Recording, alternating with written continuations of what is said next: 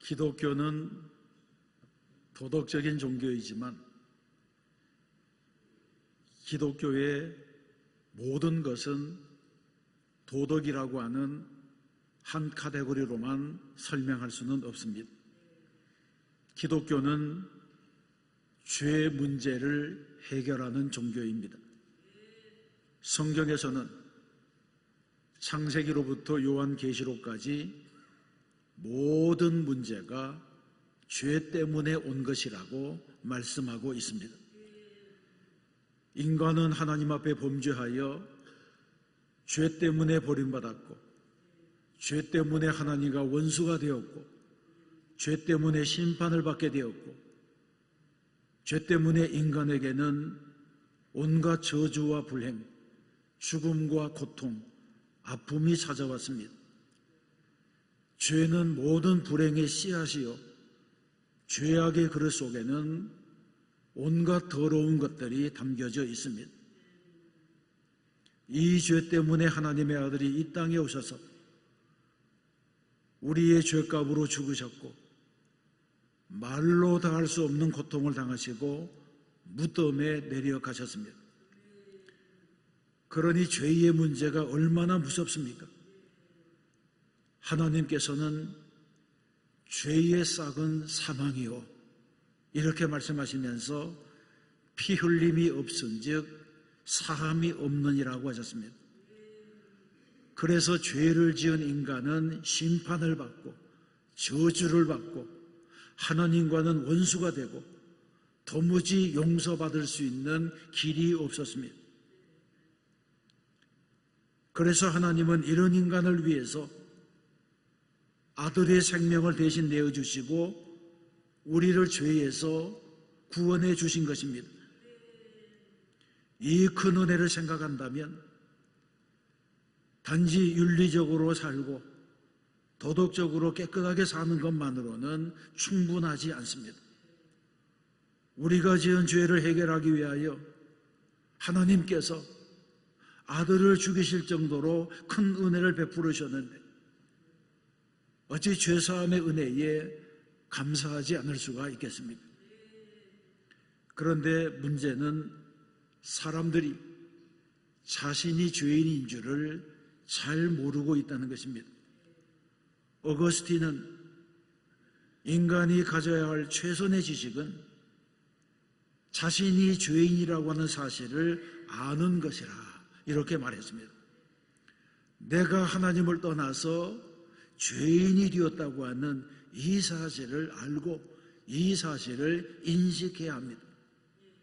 이 사실을 모르고 살면 자기를 속이며 사는 것이고 사탄에게 속아서 사는 것입니다. 나는 괜찮은 사람이야, 이런 생각에 속으면 안 됩니다. 바울은 자신이 죄인인 줄로 알고 나는 죄인 중에 괴수라고 했습니다. 또 고백하기를 내가 원하는 바 선은 행하지 아니하고 도리어 원하지 아니하는 바 악을 행하는도다, 이렇게 말씀하면서 탄식을 했고, 만일 내가 원하지 아니하는 그것을 하면 이를 행하는 자는 내가 아니요 내 속에 거하는 죄인이라고 했습니다. 내 안에 있는 죄가 모든 악한 일들을 행하게 한다는 것입니다. 그렇습니다. 왜 우리는 원하는 것을 행하지 못하고 원치 아니하는 것들을 행합니까? 왜 늘 작정하고 기도하면서도 순종하지 못하고, 왜 예수를 믿으면서도 자주 넘어지는 것입니까? 그것은 바로 죄 문제를 해결하지 못했기 때문입니다. 내 안에 미움이 있습니까? 그렇다면 내 안에 미움이 있는 것이 아니라 내 안에 죄가 있는 것입니다. 내 안에 시기하고 질투하는 마음이 있습니까? 그것도 역시 내 안에 시기와 질투가 있는 것이 아니라 죄가 있다고 하는 것입니다. 죄가 뿌리이고 시기와 질투는 거기에서 맺는 열매라고 할 수가 있습니다. 모든 인간은 하나님 앞에서 죄인입니다.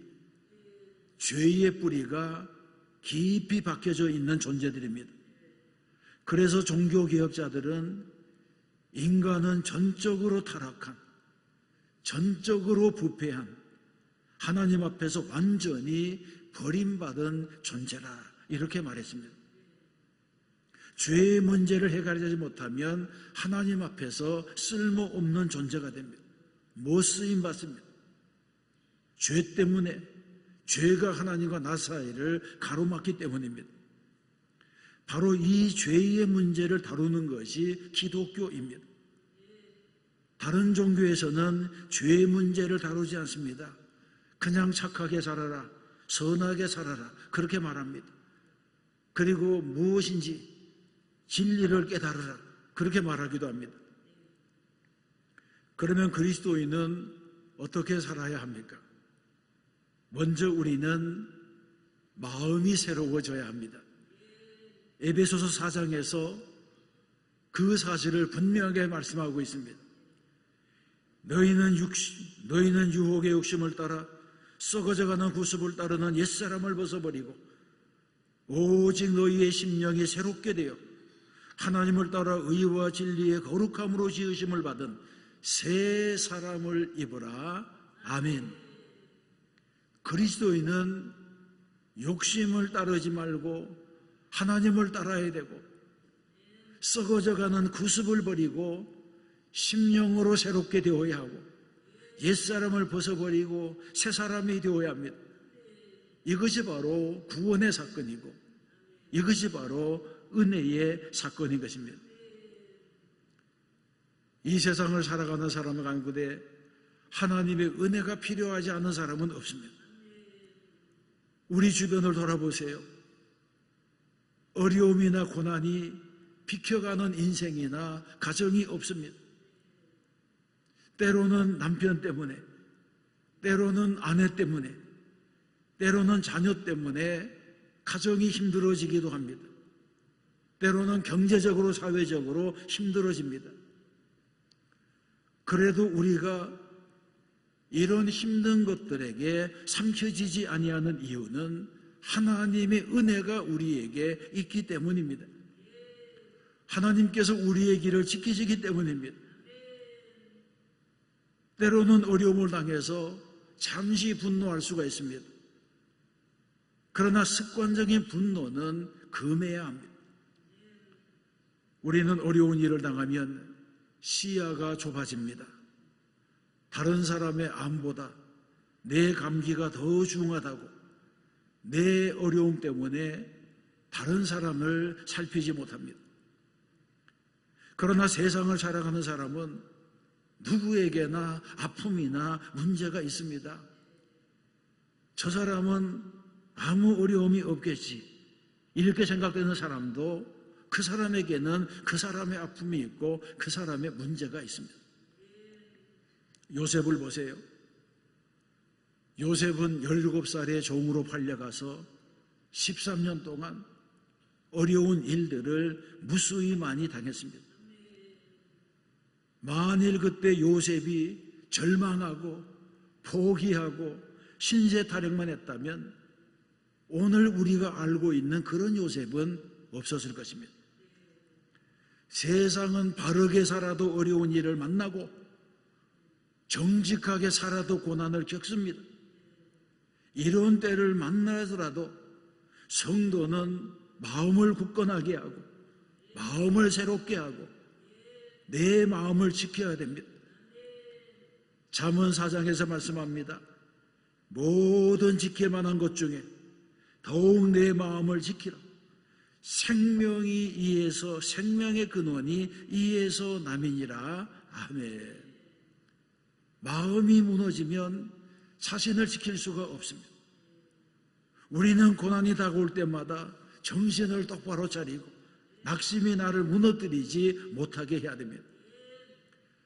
하나님의 사람들인 요셉, 다윗, 욥, 바울과 같은 사람들은 늘 마음을 새롭게 했습니다. 고난을 고통으로만 보지 않았습니다. 고난 속에도 하나님의 섭리가 숨어 있다고 보았습니다. 그래서 비록 낙심할 만한 일을 많이 만났지만 그런 고난 속에서도 무언가 하나님이 이루실 일에 대한 기대를 잃지 않았습니다. 이런 믿음에 하나님께서 응답하신 것입니다. 그렇습니다. 생각을 바꾸고 마음을 바꾸어야 합니다. 그러면 고난도 축복의 기회가 될 것입니다. 이 세상이 황폐하다 이렇게 말하는 사람들이 많습니다마는 사실 세상에서 가장 황폐할 수 있는 곳은 인간의 마음입니다.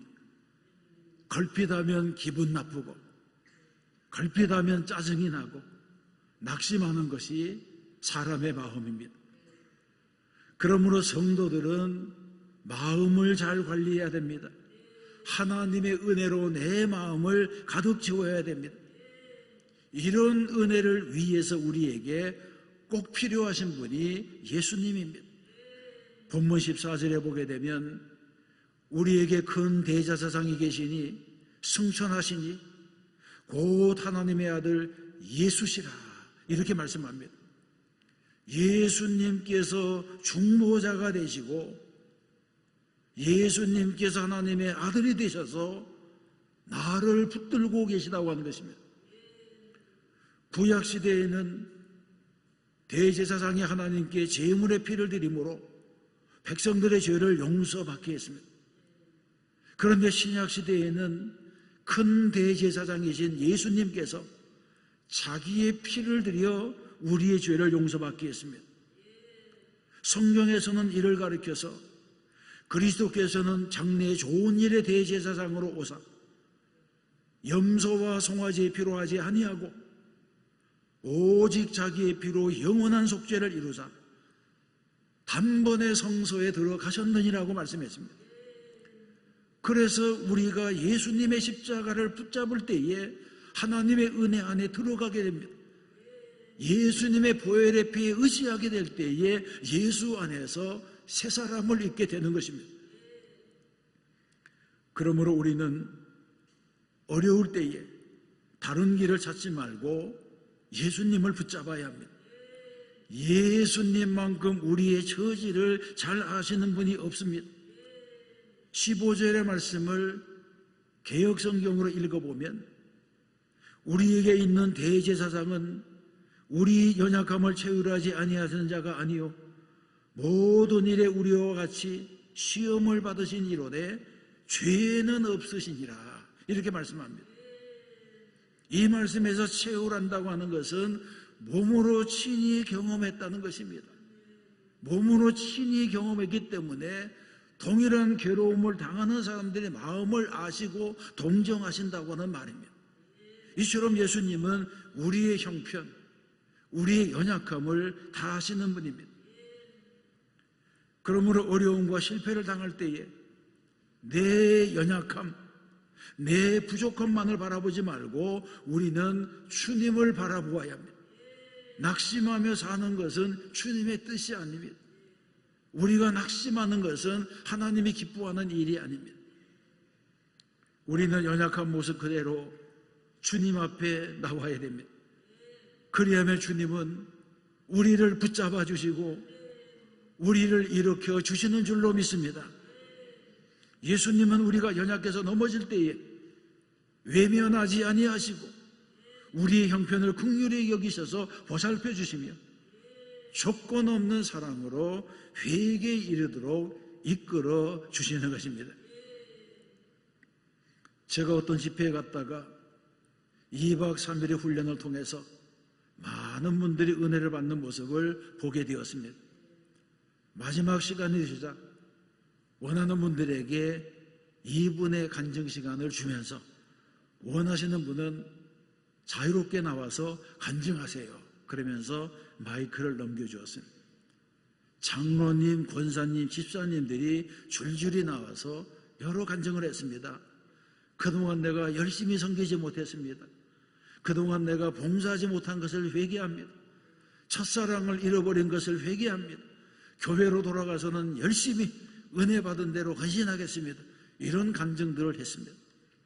간증을 들어보면 다들 처음에는 얼마나 열심히 신앙생활을 했는지 모릅니다.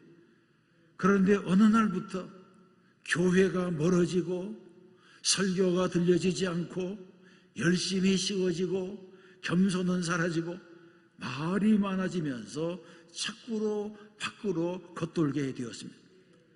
그러다가 마음의 감사가 사라지자 불평과 원망이 시작되고 남을 탓하기 시작하고 은혜에서 멀어지더라는 것입니다. 여러분, 이것은 남의 이야기만이 아닙니다. 우리도 은혜를 받은 후에 그 은혜를 잊어버리고 사는 일이 얼마나 많습니까? 받은 은혜가 사라지자 사랑이 식어지고 섬김이 귀찮아지고 이런 일 저런 일 자꾸 내려놓겠다고 하면서 뒤로 물러가게 됩니다. 그런데 이런 모습은 하나님께서 기뻐하지 아니하십니다. 성경에서 말씀합니다. 우리는 뒤로 물러가 멸망할 자가 아니요 오직 영혼을 구원함에 이르는 믿음을 가진 자니라. 아멘. 그렇습니다. 우리는 신앙생활 중에 실망하고 낙심하고 넘어지고 자신의 연약함과 무능력 때문에 좌절하기도 합니다. 그러나 실망하고 넘어져 있고 낙심하고 넘어져 있고 무능력에 좌절하고 하는 이런 행동이 옳은 것만은 아닙니다. 우리는 받은 은혜에서 뒤로 물러서서는 안 됩니다. 오히려 우리는 어디서 떨어졌는지를 생각하고 회개하여 처음 행위를 가지라고 말씀하신 이 말씀처럼 은혜에서 멀어진 그 지점, 첫사랑을 잃어버린 그 지점을 찾아서 이런 것들을 회복하는 성도가 되어야 할 줄로 믿습니다. 이것이 하나님의 뜻이고 주님의 명령인 것입니다. 두 번째로 살펴볼 것은 그러므로 우리는 은혜의 보좌 앞으로 나아가야 합니다.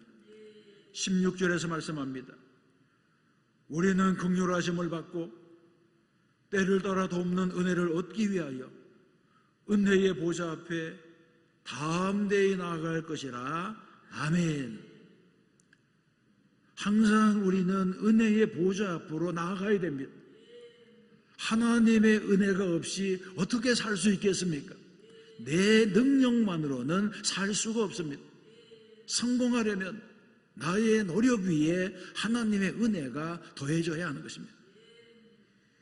그래서 좀 죄송한 표현이지만 우리는 하나님 앞에서 뻔뻔스러워질 필요가 있습니다. 매일 넘어지는 자신의 모습을 보면 나는 도무지 하나님 앞에 나아갈 만한 위인이 못 되지만 그래도 담대히 은혜의 보좌 앞으로 나아가야 됩니다. 좀 더 성숙한 모습으로 나아가면 얼마나 좋겠습니까? 그러나 부족해도 하나님께 나아가야 됩니다.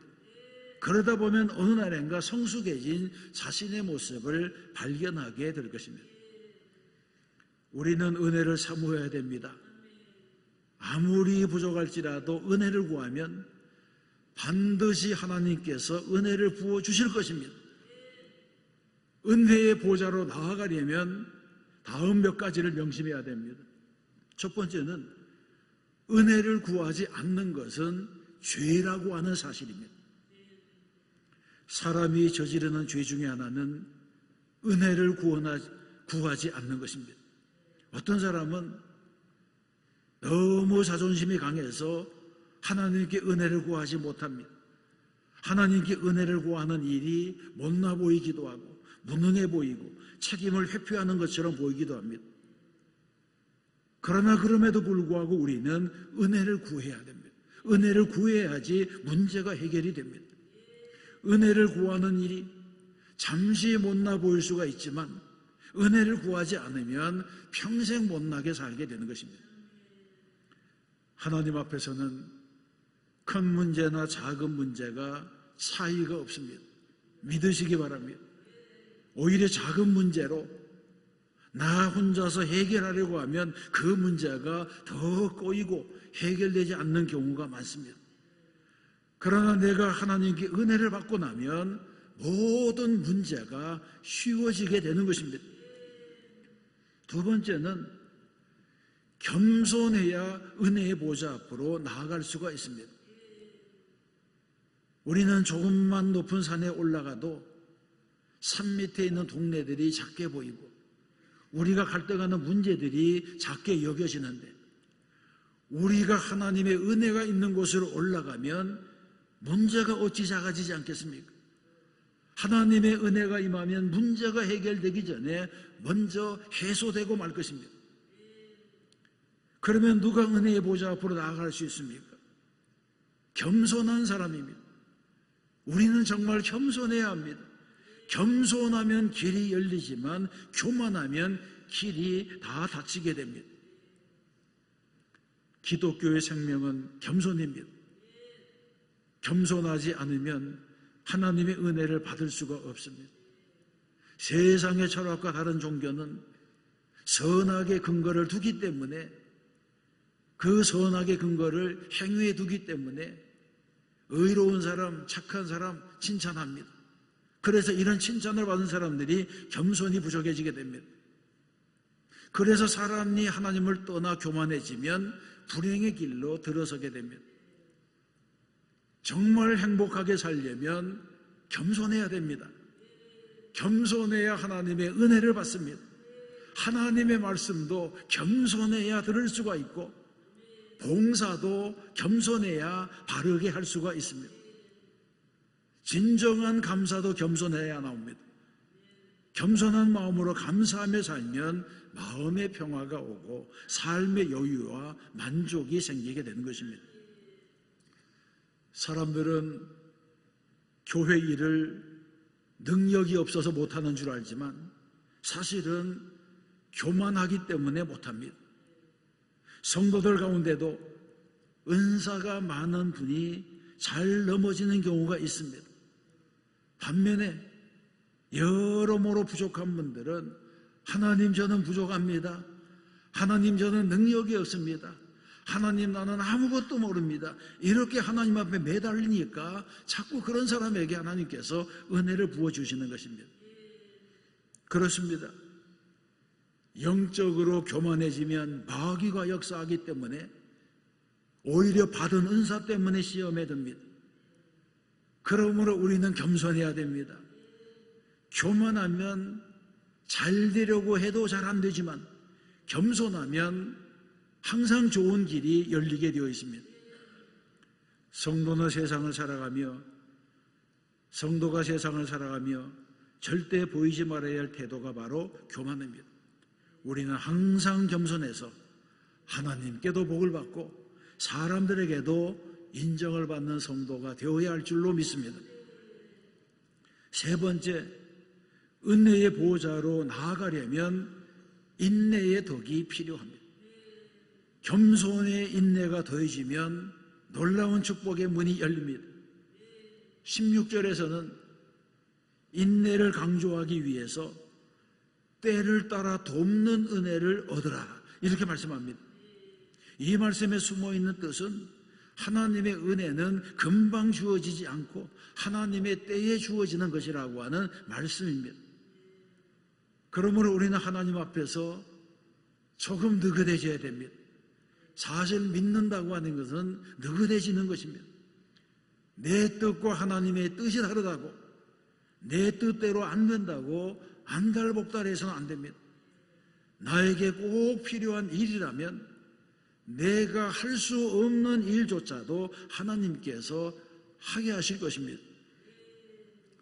현대인들은 너무 조급합니다. 그래서 조금이라도 늦으면 실패하는 줄 알지만 인생에는 속도를 내야 할 때도 있지만 기다려야 할 때도 있습니다. 행동과 실천은 빠르면 빠를수록 좋습니다. 그러나 마음은 느긋해야 됩니다. 사람이 부드러우면 아무것도 안 되는 줄로 알지만 은혜 안에서의 부드러움은 큰 힘이 됩니다. 이빨이 강한 것 같아도 끝까지 살아남는 것은 부드러운 혀입니다. 그 사실을 우리가 알아야 하는 것입니다. 부드럽고 느긋한 삶을 살기 위해서 필요한 것은 아름다운 언어 생활입니다. 은혜가 사라지면 언어가 거칠어집니다. 그러나 은혜를 받으면 언어가 부드러워집니다. 자신의 몸은 자신의 말에 순종하게 되어 있습니다. 언어가 부드러워지면 행동이 부드러워집니다. 마음이 부드러워지면 표정도 부드러워집니다. 그러나 언어가 거칠어지면 소리도 커지고 몸동작도 우악스러워지고 표정도 사나워지게 됩니다. 그래서 거친 언어가 몸으로 헌신하고 물질로 섬기고 오랫동안 쌓아놓았던 신뢰를 다 무너뜨리고 마는 것입니다. 은혜를 구하지 않는 것은 죄입니다. 우리는 예배를 통해서, 기도를 통해서, 사역을 통해서 늘 은혜를 구해야 됩니다. 겸손해야 은혜를 받습니다. 또 겸손의 은혜가 더해지면, 인내가 더해지면 놀라운 축복의 문이 열립니다. 항상 겸손한 마음, 믿음의 언어로 은혜의 보좌 앞으로 나가는 성도가 되시기를 바랍니다. 사실 믿음이라고 하는 것은 하나님의 은혜로 내 혀가 감정에 사로잡히지 아니하고 말씀에 사로잡히는 것입니다. 방언이 영에 놓인 것은 인간의 의지를 뛰어넘기 때문입니다. 인간의 언어를 묶어버리기 때문입니다. 사랑하는 성도 여러분, 기독교는 은혜의 종교입니다. 예수 그리스도 안에서 모든 죄와 저주가 떠나갔습니다. 이제 하나님께로 나아가는 은혜의 길이 열렸습니다. 성도는 죄 때문에 망하지 아니하고 하나님의 은혜로 복을 받게 되었습니다. 나를 망쳐놓았던 죄와 마귀는 떠나가고 주님과 동행하는 거룩한 길이 열렸습니다. 그러므로 우리는 항상 은혜를 사모해야 합니다. 나쁜 것을 사모하는 마음을 다 버리고 주님을 사랑하고 말씀을 사랑하고 거룩한 일들을 사모해야 하는 것입니다. 모든 예배는 은혜의 초점이 맞추어져 있습니다. 예배는 은혜 받은 성도가 주님 앞에 나와서 말씀을 받고 그 은혜에 감사하여 찬송하며 기도하는 것입니다. 그래서 예배에서 은혜라고 하는 말을 빼면 남는 것이 없습니다. 그러므로 성도는 은혜를 귀하게 여겨야 됩니다. 은혜의 샘이 마르거나 은혜에서 떠나가면 안 됩니다. 은혜에는 때가 있습니다. 우리는 하나님께서 은혜를 부어주실 때에 그 은혜를 받아야 됩니다. 때를 놓치면 안 됩니다. 세상 만사에도 때가 있습니다. 공부할 때가 있고 일할 때가 있고 사랑할 때가 있습니다. 신앙생활에도 은혜의 때가 있습니다. 그래서 성경에서는 보라, 지금은 은혜 받을 만한 때요, 보라, 지금은 구원의 날이로다 했습니다. 저도 그런 은혜의 때가 있었기 때문에 지금 목사가 되어서 이 자리에 서 있는 것입니다. 하나님께서 내게 주시는 은혜의 때를 놓치지 마시기 바랍니다. 우리는 편하게 예수를 믿으려고 하지 말고 열심히 예수를 믿어야 됩니다. 편하게 살려면 뛰는 것보다는 걷는 것이 편합니다. 걷는 것보다는 서는 것이 편합니다. 서는 것보다 앉는 것이 편합니다. 앉는 것보다 눕는 것이 편합니다. 눕는 것보다는 죽는 것이 더 편합니다. 죽으면 아무 일도 안 해도 됩니다. 그러나 살아있다면 우리는 은혜를 받고 일해야 됩니다. 주님의 은혜 가운데 오늘도 승리하는 성도가 되시기를 주님의 이름으로 축원합니다.